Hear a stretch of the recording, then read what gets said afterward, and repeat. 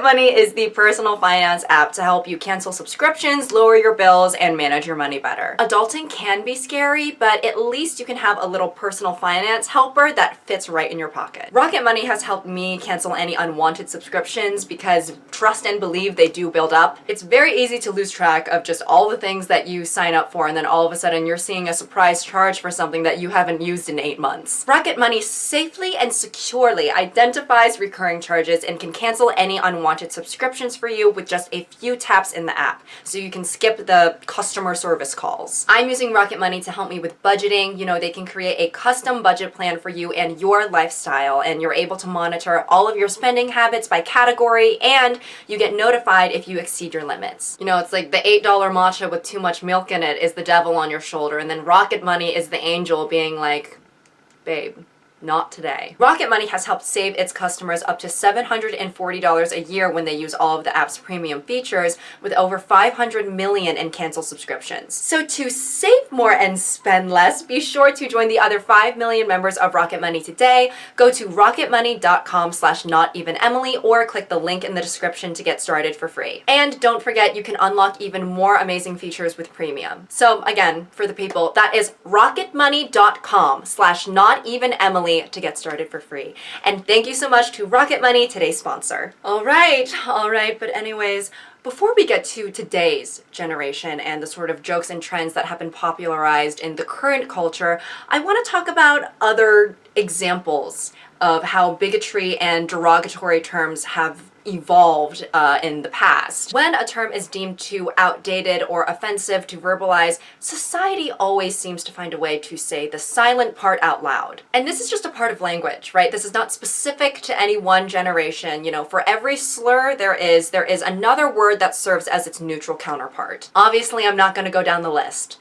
right? I think some other YouTubers have that covered if, you know, they're not too busy texting minors. But between the neutral and extremely offensive, there are other words or phrases that you can say to discriminate, demean, or insult that are more socially acceptable than, you know, the utmost off-limits word to say.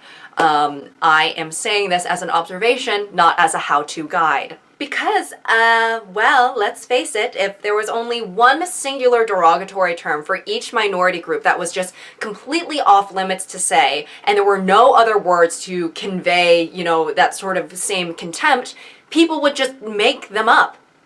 They would make up more words to discriminate because, well, discrimination is one of the globe's favorite pastimes. For example, the N-word should not be coming out of anyone's non-black mouth. Not that that necessarily has stopped people in the past, but we all are aware of this. We all know this, right? So when someone still wants to discriminate, though, in a way that is more socially acceptable, they might use other words, right? Like, for example, thug, or for example, black, plural. Another example would be is how the word bitch is considered a derogatory term when a man uses it against a woman, right? And we are all aware of this.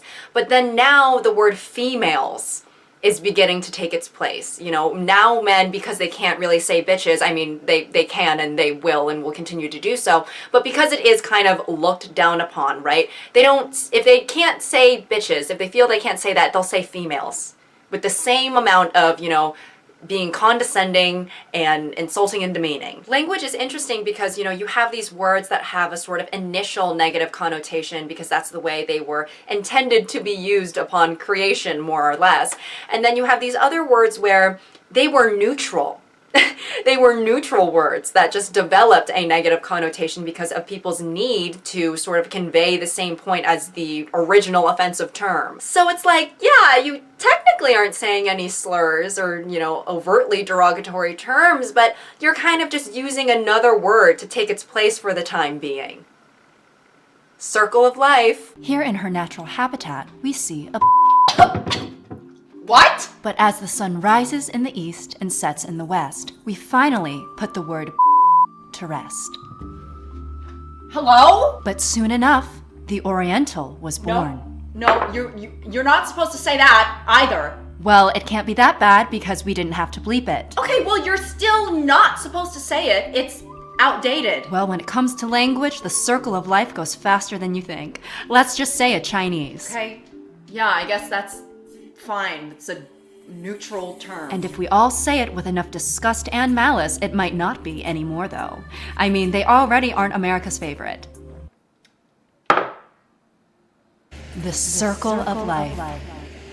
Now, again, I want to specify that this is not something specific to Gen Z, right? I just think that it's interesting to see this type of behavior repeat itself in Gen Z, especially when we are known for being the more socially aware, woke, politically correct generation. There are multiple examples we can see of this on, surprise, surprise, TikTok. TikTok. Why did I say it like that? TikTok. That showcase this cycle of sort of just creating demeaning terms. The word bop has sort of become the new slut, right? And yeah, I mean, back in my day, you know, we weren't calling people bops. We were just calling them whores. But, you know, times are changing. You've got to keep up. Is no different than like the 100 other words that's constantly used against women for, I don't know, living. It's used against people who have dated multiple people. Apparently, if you've done that, you're a bop. I feel like no matter what I wear, you're gonna still call me a bop, no matter what I do. If you don't know what a bop is, go do your research. And that girl that you're with right now that you think she's special, you think she's the right one, I hate to break it to you, but she's not. And I briefly mentioned this in one of my past videos, actually, but on TikTok, there was a moment there where people were calling others acoustic instead of autistic, right? And even that had a very short life cycle because people were like, this is a little bit messed up. You know, obviously it doesn't have the same oomph as like the R word, right? And when I say oomph, I don't mean that in a good way, not a good oomph. But honestly, people have been itching to say the R word too. It's like, hello? I'm like, why are people suddenly like, apparently the R word is coming back into style like low-rise jeans. And I'm only on board with one of those things. The jeans. The jeans, to be clear. Another thing that I've seen are people leaving longer comments and just sort of capitalizing certain letters within the comment to spell out a slur. Like,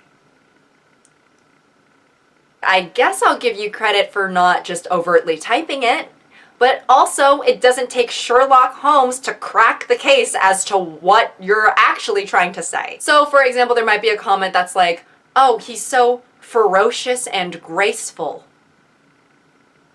Or, you know, he has such a twinkle in his eye, but then they only capitalize the twink part. And then, you know, even talking about the word twink, I think that even just now as I'm saying it, I think I'm allowed to say it. And when I do say it, I'm not saying it with any contempt. I'm just saying it, you know, within the context of. But even the word twink, when it's said, you know, and when it comes out of someone's mouth who they are not part of the LGBT community, and depending on the context, it definitely sounds derogatory. I forget which influencer it was. It was somebody on the internet, and they are like, they were like a big straight white man, I think. Or I think they were, I don't know. They were a big straight man. And when he said twink, I was like, oh, why that got a little twang to it? I don't know. I was kind of like, why does it sounds like you're using it in an insulting way. Where it's obviously it's not the F slur, but it might be some sort of diet version. And, you know, as I've mentioned before, females replacing bitches has been very interesting to witness. And I think a lot of people, you know, they don't really see any problem with speaking like this because number one, you know, the anonymity of the internet definitely helps. And then also a lot of the terms are neutral, you know, or they have been neutral for a very, very long time. So it's like, well, why can't I say this normal word? And while a lot of these words were neutral, right, repetitively using them in a demeaning way is going to associate it with being demeaned. And it's funny because I think our generation talks a lot about how, you know, the older generations, our grandparents or even our parents, right, say things that are super just outdated and not very PC, you know, things that make the hair on the back of your neck stand up at Thanksgiving. And, you know, not to defend saying completely outrageous things or to defend being bigoted, but it is also